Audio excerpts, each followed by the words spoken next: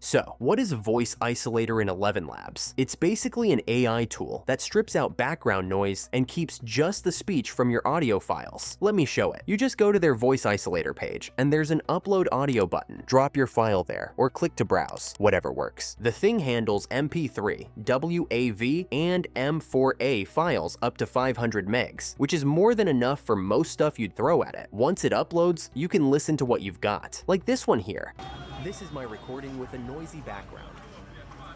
There's so much background noise you can barely make out what's being said. The AI separates all that mess from the actual speech, which is handy when you're dealing with recordings that have music bleeding through, or just general room noise. Hit Isolate Speech, and it starts working. Takes anywhere from a few seconds to maybe 2 minutes, depending on how long your file is. Nothing too crazy. When it finishes processing, you get a clean version with just the voice. You can play both the original and cleaned versions right there to compare them. This is my recording with a noisy background.